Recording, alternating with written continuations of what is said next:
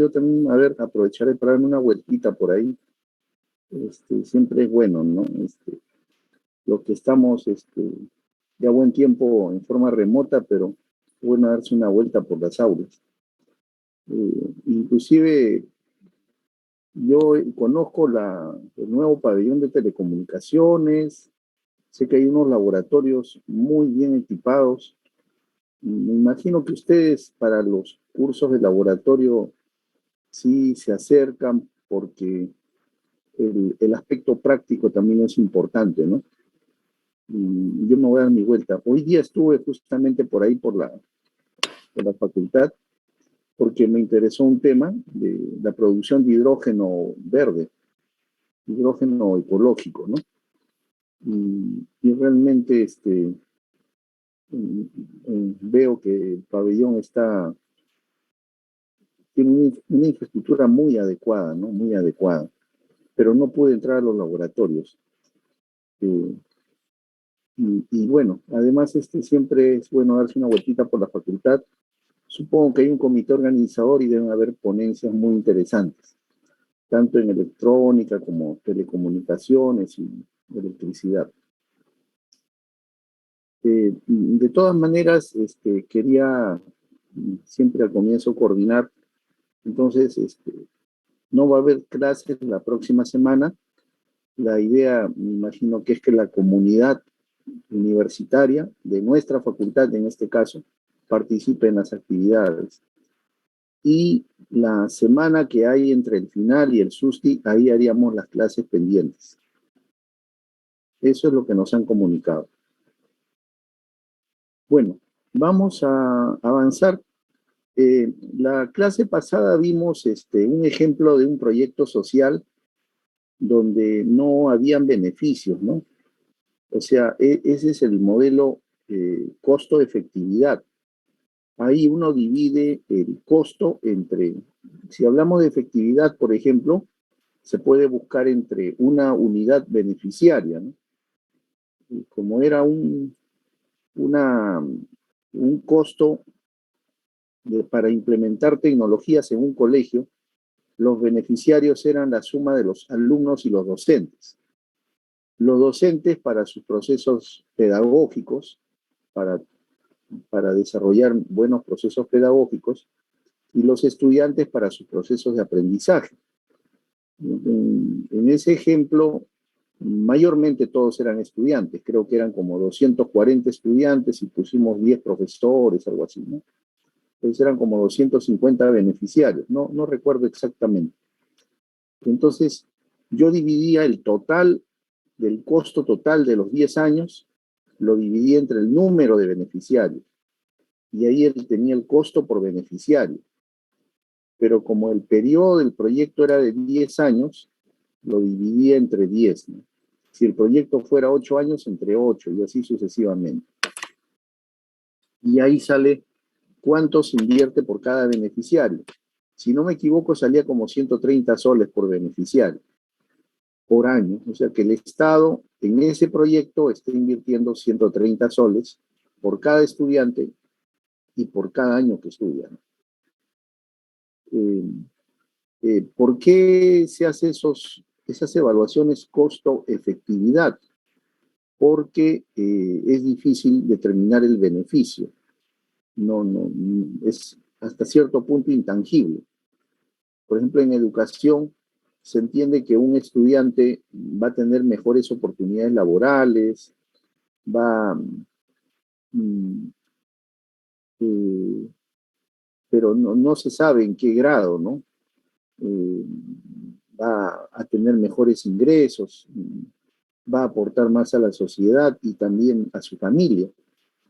Entonces, de hecho, hay un beneficio, pero eso es innegable. Pero cuantificar ese beneficio, ese es el problema. Entonces, solamente se recurre, en vista que sabemos que hay un beneficio, pero no se puede cuantificar, al criterio costo-efectividad, ¿no? Ese criterio muchas veces, yo en lo personal pienso que los proyectos sociales a veces tiene que ser mirado con una óptica muy amplia.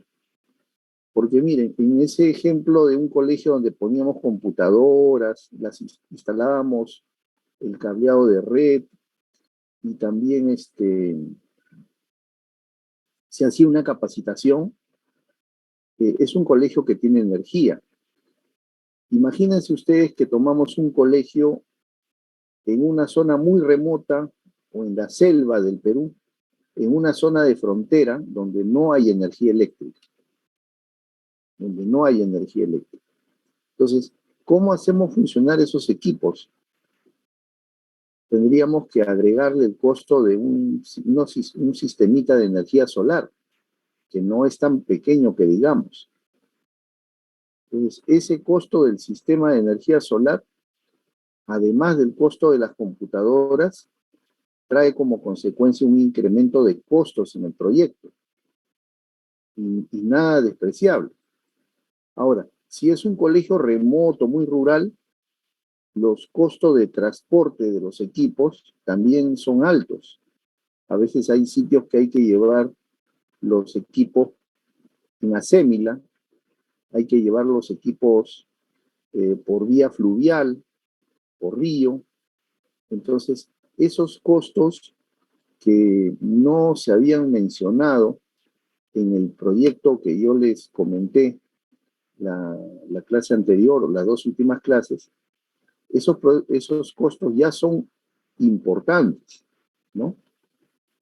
Ahí me mandaron un mensaje para la grabación. Sí, vamos a grabar. Entonces, estos conceptos, de todas maneras lo grabo, ¿no? Pero estos conceptos sí es bueno tomar en cuenta. Les voy a comentar por qué. ¿Dónde está el tema de la grabación? Grabar en esta computadora. Recording in progress. Gracias al que me avisó. Entonces, le decía porque es bueno ver esto con un criterio amplio. Muchas veces yo en el ministerio, yo tengo ahí de educación, tengo, por ejemplo, he visto esto y he visto proyectos. Estoy en el Ministerio de Educación 20 años y alguna vez, por ejemplo, hubo un proyecto orientado a los colegios rurales, justamente, los más remotos, de zonas, inclusive colegios bilingües, colegios quechua, aymara, de comunidades amazónicas, achánicas, chipivos conivos. Miren cuántas etnias tenemos, cucamas, cucamirias, aguajún, o sea, los chawis también, en el Daten de Marañón, en Yurimaguas, ¿no? Por la zona de Santa María de Nieve en Amazonas, por Guayampiac, Pampaense, son unos pueblos, están los aguajún, y así, ¿no?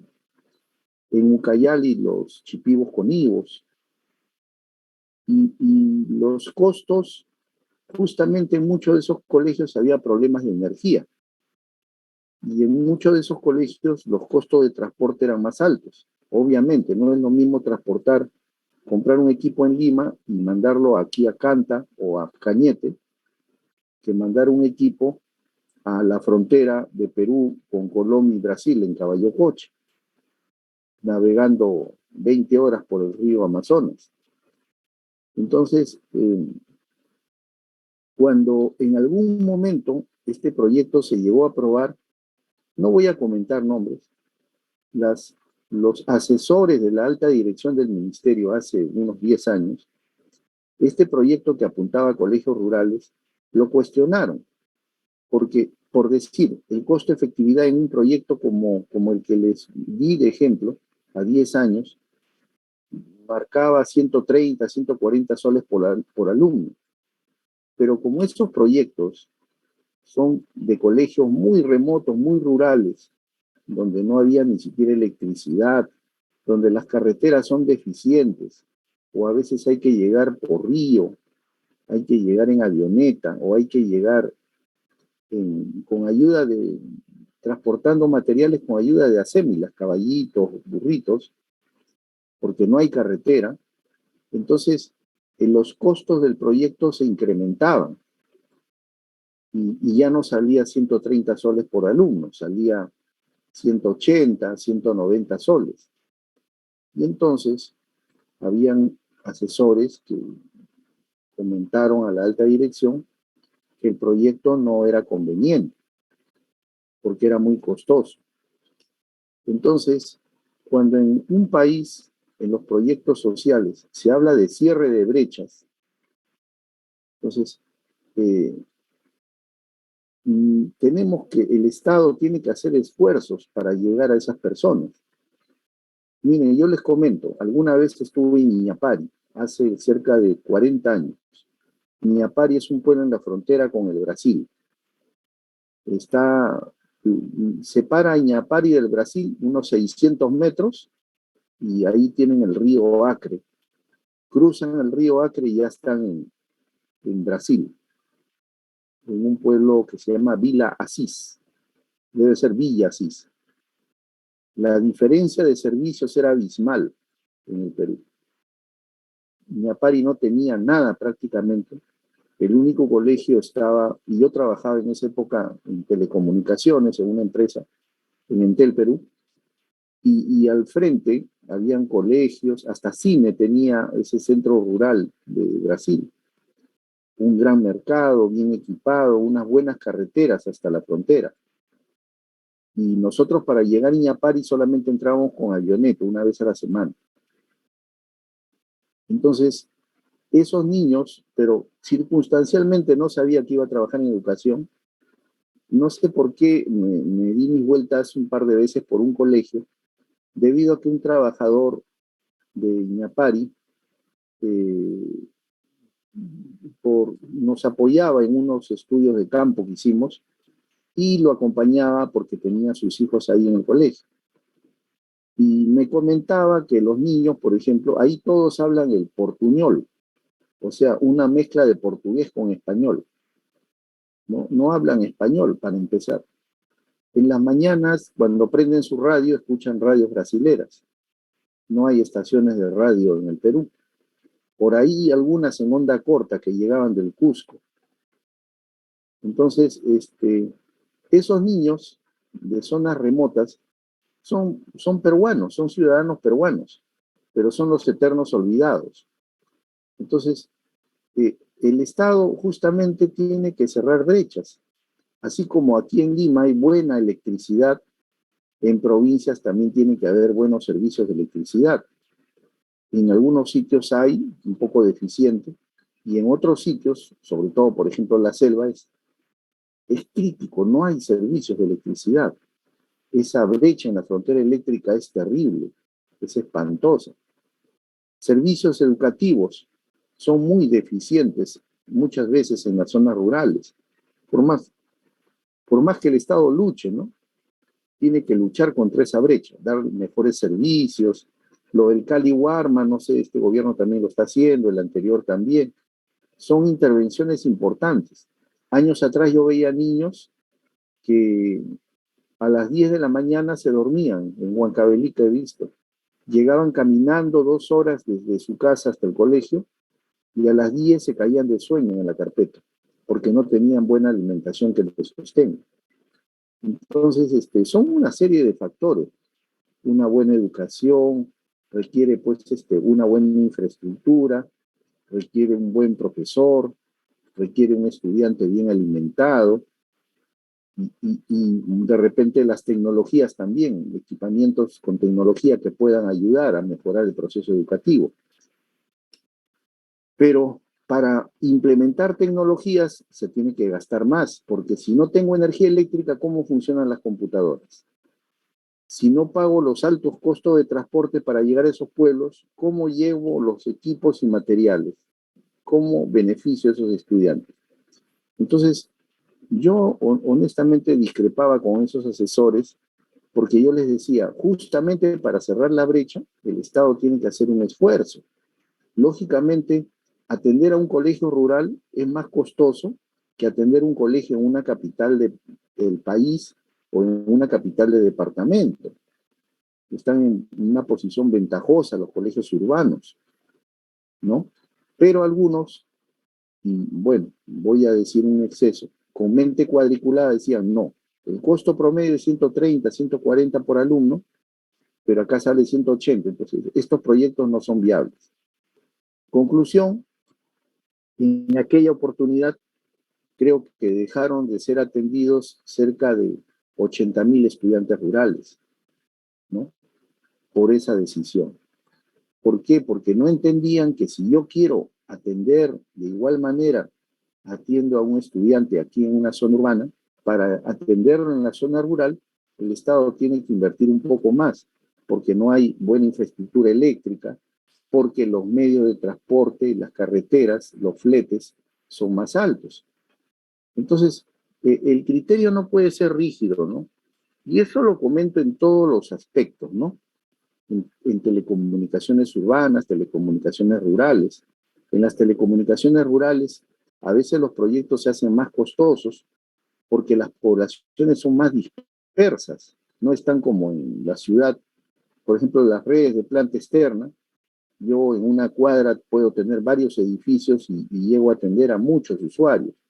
En provincias a veces se tienen casos de que entre una vivienda y otra hay 50 metros de separación y hasta más. Entonces, son realidades diferentes, ¿no?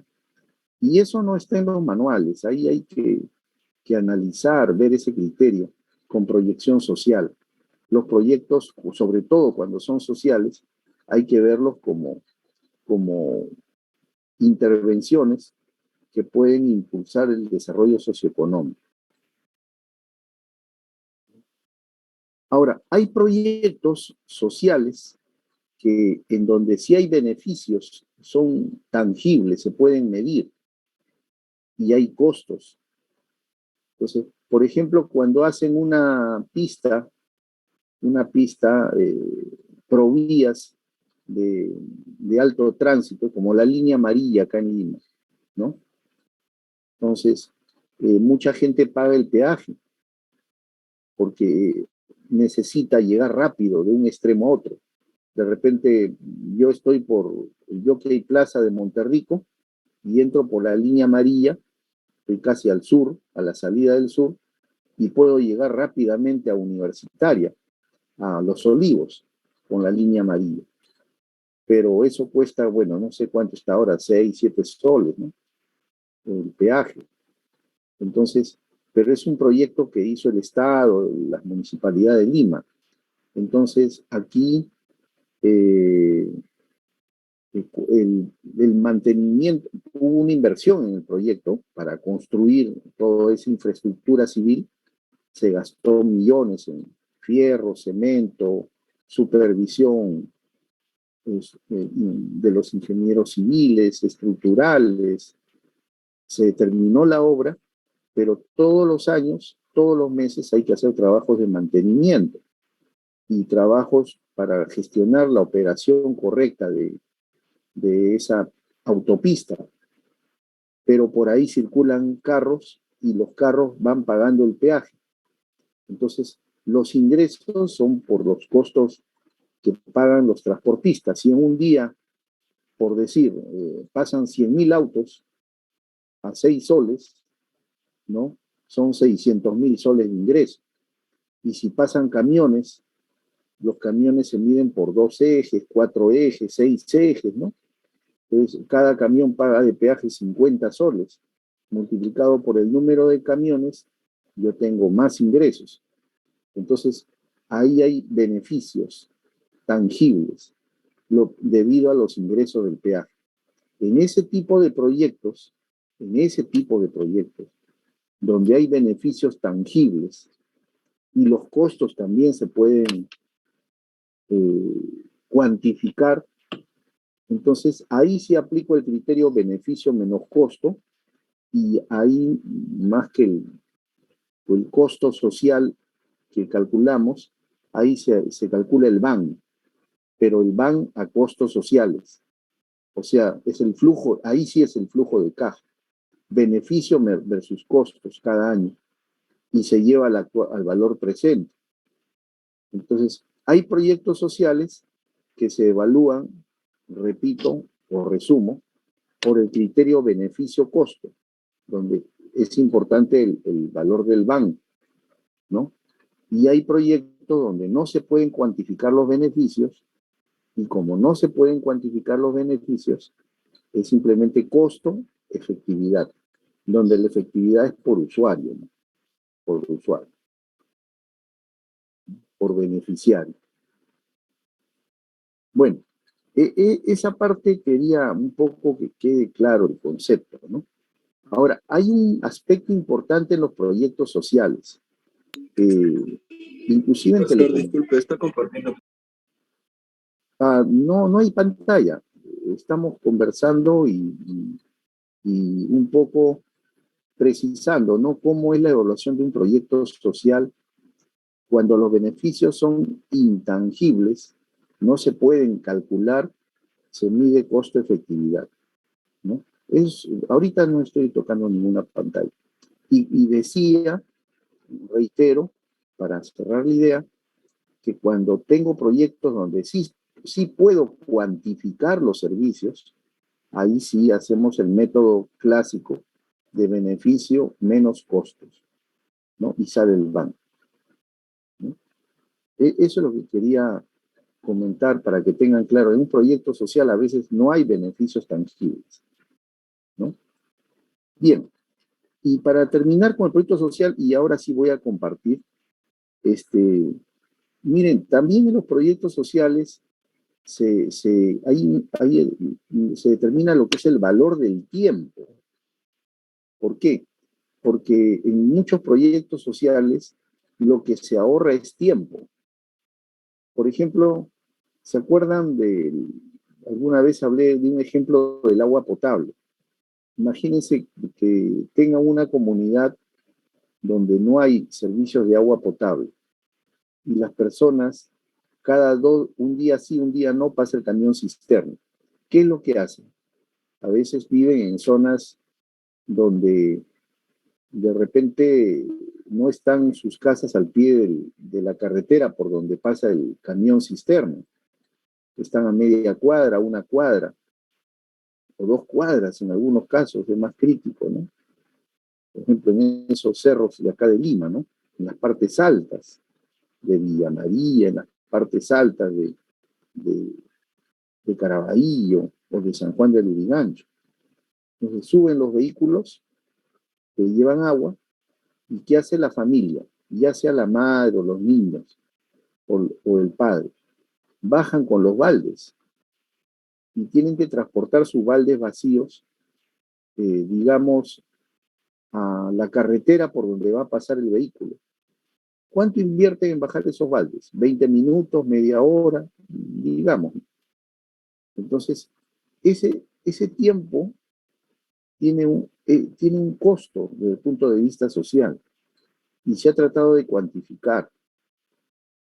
Cuando llega el camión cisterna, a veces no llega de inmediato, tienen que esperar 15 minutos, media hora, una hora, aunque ya lo vieron, ¿no? Hay un tiempo de espera, inclusive parados, fuera del trabajo físico de bajar el balde, aunque ahí no es tan fuerte porque está vacío, por los recipientes.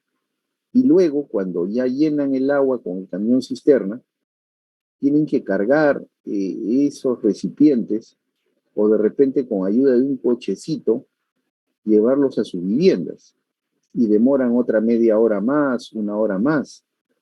Pues todo ese proceso les lleva, por ejemplo, ese día que llegó el agua, una hora, digamos. Y no es una persona, fueron 3 miembros de la familia. O sea, son 3 horas hombre en ese día. Y si van un día sí, un día no, considerando que un mes tiene 30 días, quiere decir que 15 días de la semana hacen esa actividad.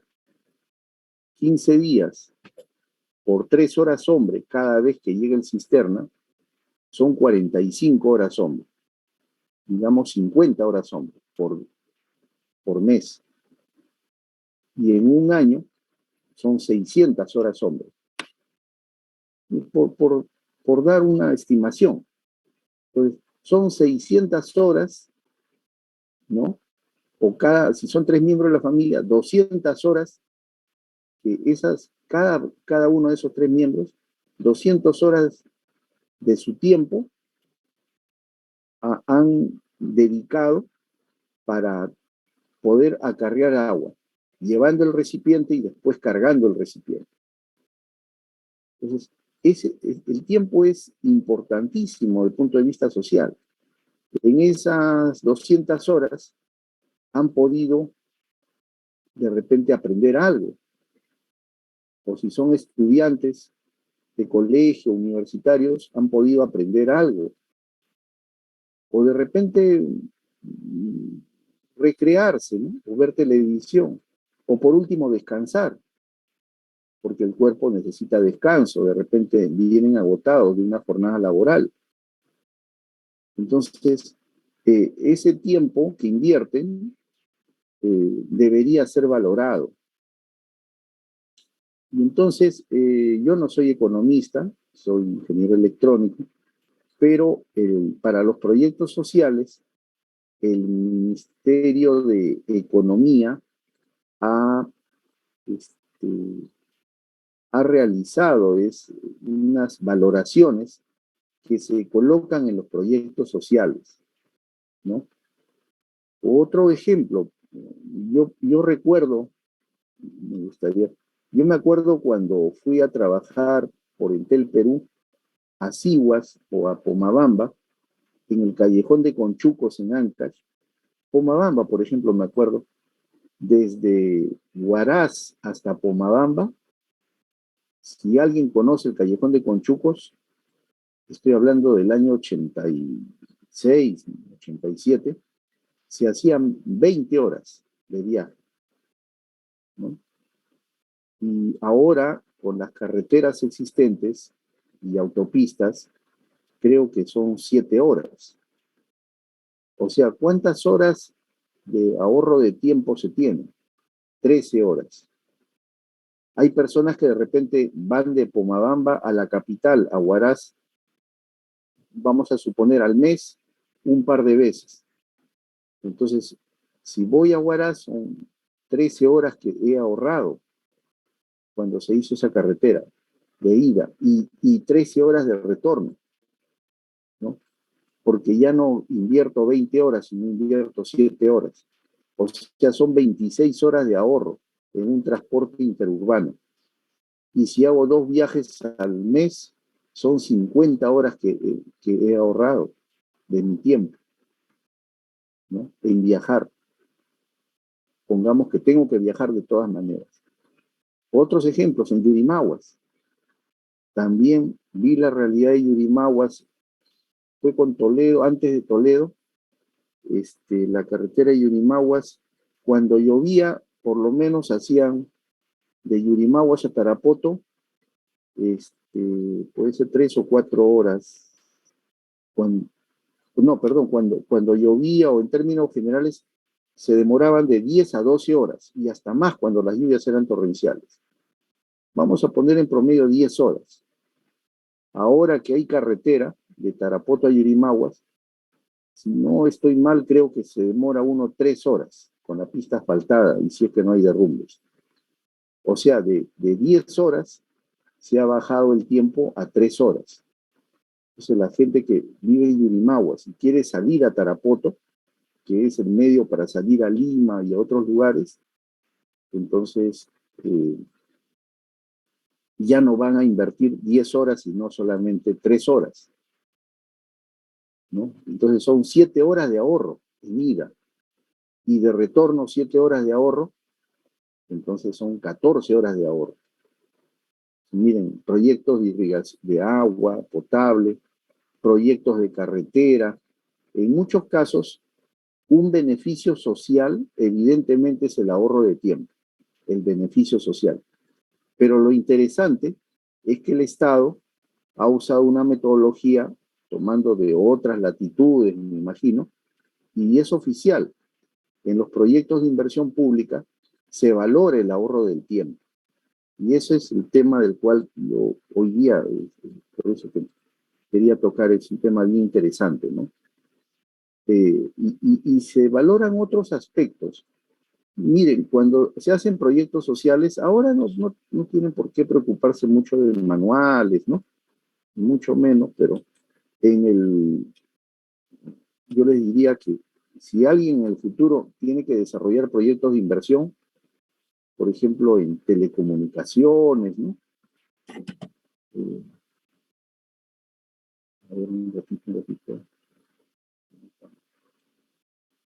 Eh, en proyectos de inversión en telecomunicaciones, por ejemplo, también se aplican costos sociales. Entonces, o en cualquier sector, en realidad, ¿no? En el sector salud, en el sector educación, ¿no? En el sector electricidad, ¿no? En telecomunicaciones, en carreteras, en todos los sectores, ¿no?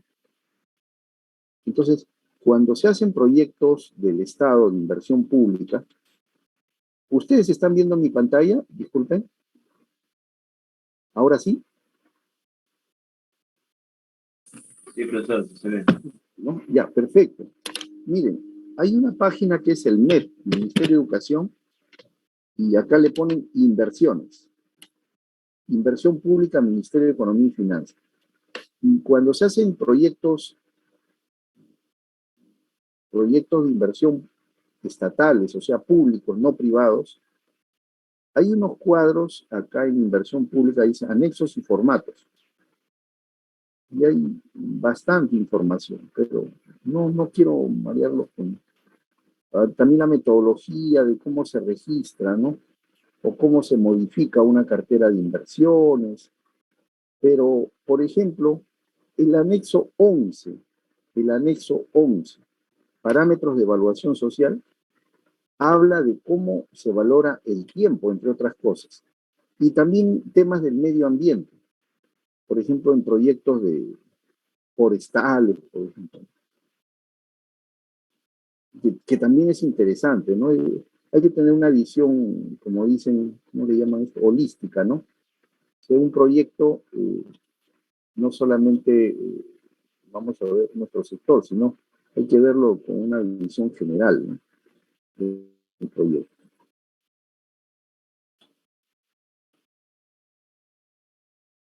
Miren, este anexo 11, que lo da el Ministerio de Economía y Finanzas, habla de parámetros de evaluación social. Por ejemplo, la tasa social de descuento. ¿Se acuerdan que yo les decía que los proyectos del Estado es de 8%, ¿no? Bueno, ahorita voy a ver también si sigue siendo 8%, cambió. Pero cuando tienes un proyecto privado, a veces te ponen 10%, 11%, 12%, etc. Pero en los proyectos sociales, proyectos de hasta 20 años, es el 8%. Cuando tienen periodos más largos, ya las tasas son un poco diferentes. Aquí está, sí, se mantiene, ¿no? Es la tasa que yo les comentaba la otra vez, ¿no?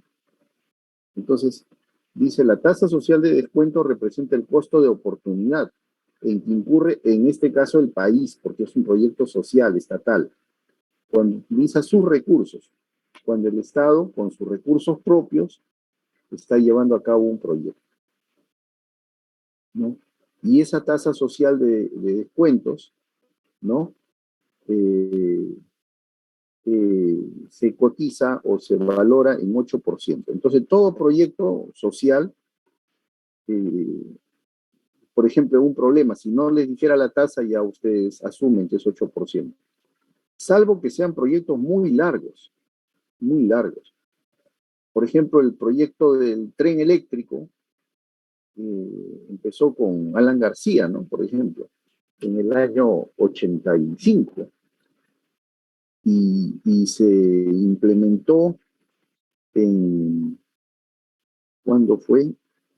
En el año 2005, 2000, 2007 creo, después de 22 años.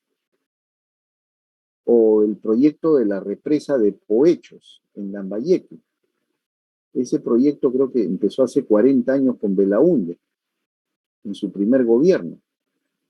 Y bueno, ya después de 40, 45 años empezó a funcionar. Y ustedes van por La Libertad, Lambayeque, y hay muchos campos de cultivo que están irrigados por esas represas, ¿no? y todo eso era pues un desierto, ¿no? Pero ahora ya tienen sistemas de irrigación de aguas y la agricultura se ha potenciado bastante en el norte. Entonces, esos proyectos son de largo aliento, ¿no? De 25 años, de 40 años.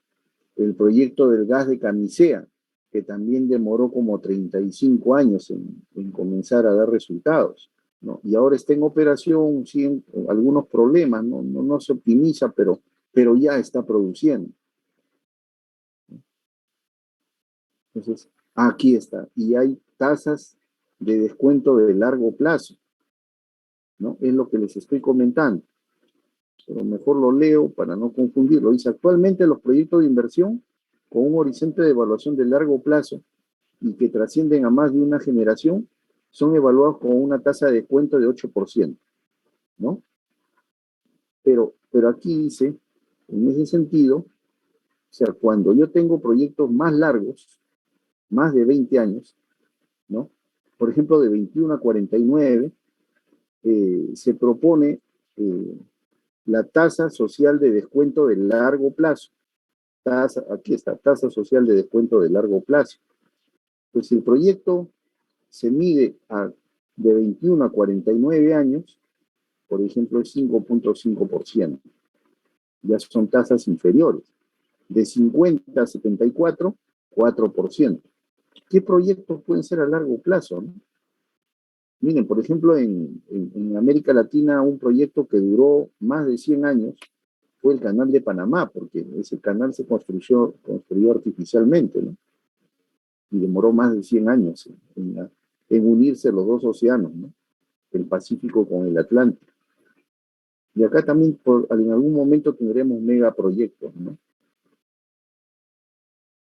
Ahora, bueno, estas tasas, de repente en nuestra realidad, manejar estos proyectos de 50 a más años no se manejan en nuestra realidad, ¿no?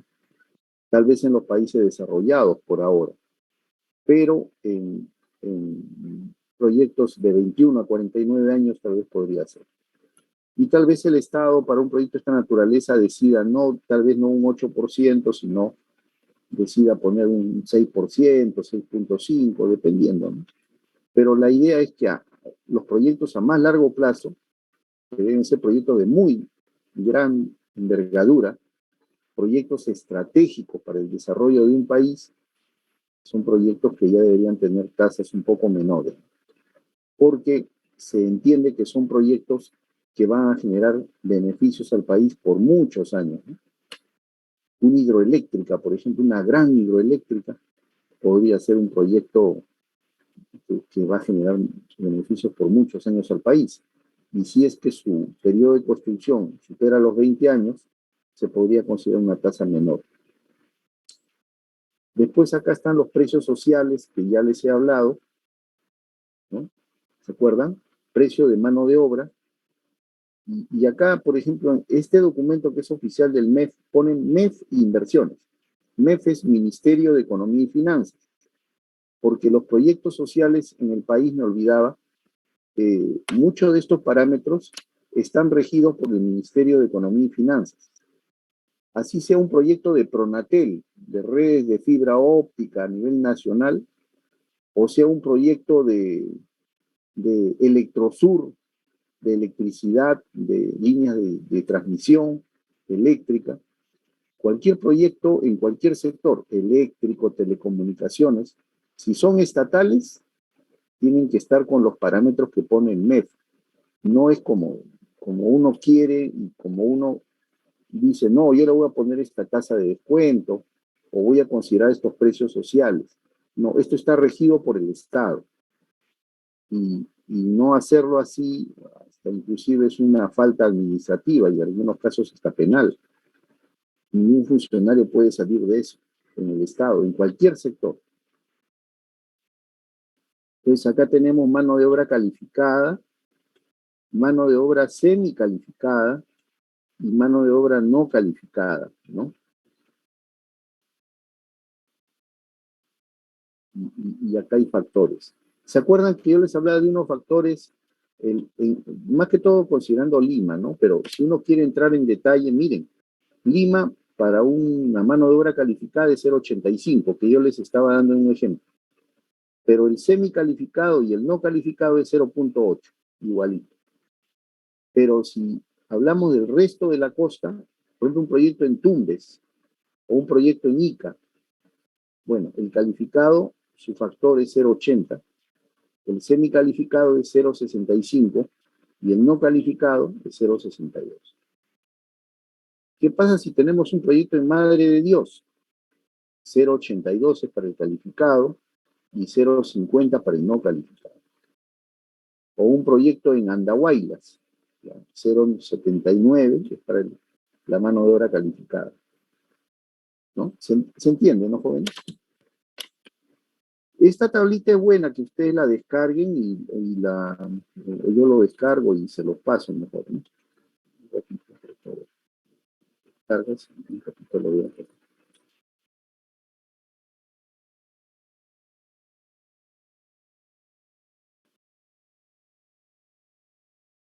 Se lo voy a descargar.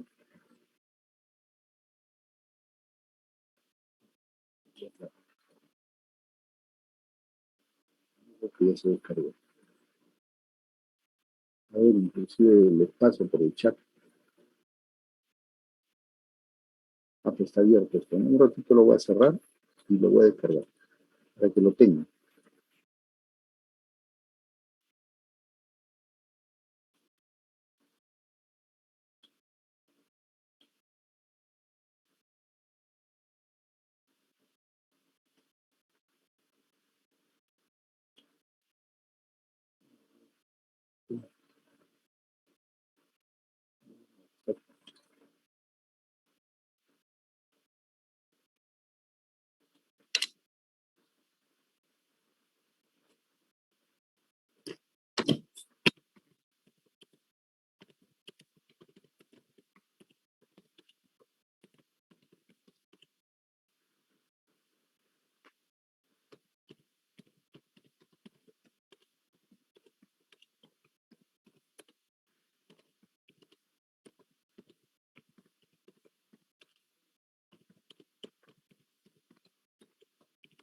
Estos proyectos son de inversión pública, ¿no?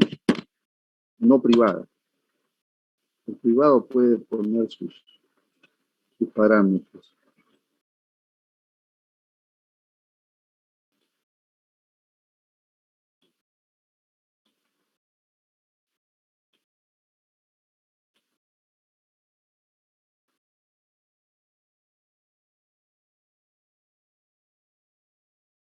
No sé si lo pueden abrir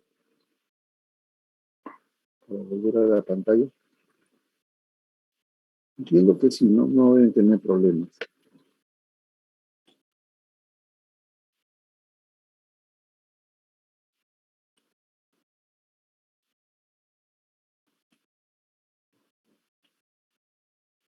Voy a,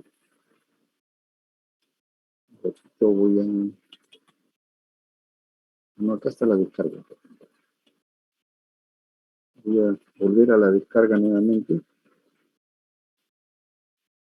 y recoger la directiva, el anexo 11. Sí, profesor, se puede ver. Y lo comparto para seguir comentando. Entonces, acá hay tasas sociales de descuento, que es lo que hemos visto. Hay casos especiales que, bueno, eso de todas maneras era bueno compartirlo con ustedes. También tenemos los precios de mano de obra, que originalmente una tabla yo les daba 0,85,